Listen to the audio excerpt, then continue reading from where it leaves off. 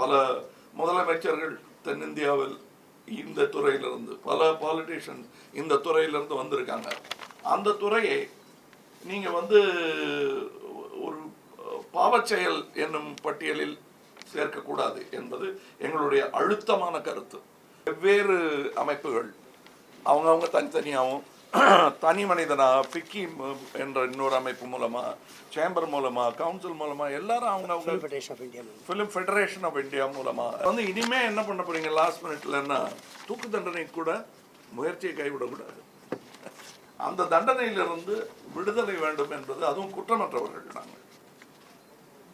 அதனால சொல்றேன். ஏன்னா இவர் சொன்ன மாதிரி வரி கொடுக்க மாட்டோம் என்ற போராட்டம் அல்ல இது, இயலாது என்ற ஒரு முறையீடு தான் இது.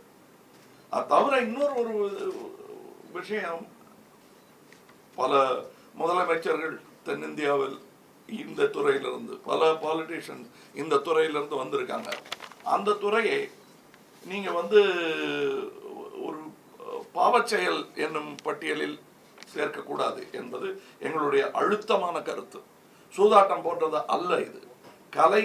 கலையின் பலம் கலாச்சாரத்திற்கு எந்த அளவு தேவை என்பது நான் உங்களுக்கு சொல்லி தர வேண்டியதில்லை. நீங்களும் கலையும் இணைந்தே சமுதாயத்தை செதுக்கிக் கொண்டிருக்கிறீர்கள் என்பது நாடறிந்த உண்மை, சரித்திரம் அறிந்த உண்மை. செய்தியை மற்றவர்களுக்கு கொண்டு சேர்க்கும் ஒரு ஊடகமோ ஒரு இதுவோ எவ்வளவு நாட்டுக்கு தேவையானதோ அந்த அளவுக்கு முக்கியமானது கலையும் கலை சம்பந்தப்பட்டது. இதை சரியாக பயன்படுத்திய அரசியலும் தவறாக பயன்படுத்திய அரசியலும் உலக சரித்திரத்தில் நம்ம பார்த்துருக்கோம். இப்ப நாங்க பேசுறதெல்லாம் அது இல்லைங்க.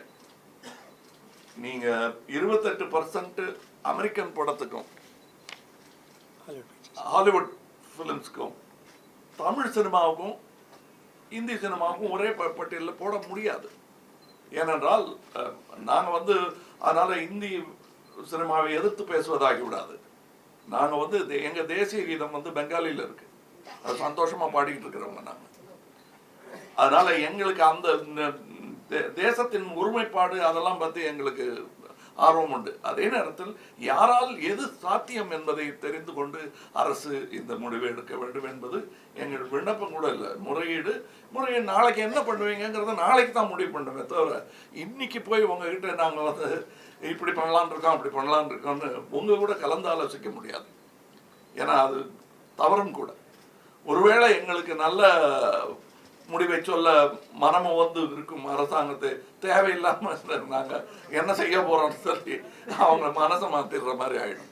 ஸோ எங்களுடையது ஒரு நல்ல அரசு புரிந்து கொண்டு பரிவுடன் செயல்படும் எந்த அரசும் இந்த கோரிக்கையை ஒரு பெரிய எதிர்ப்பாகவோ ரிவோல்ட்டாகவோ நினைக்காமல் நியாயமான ஒரு கோரிக்கையாக ஏற்று செய்வார்கள் என்பதை நான்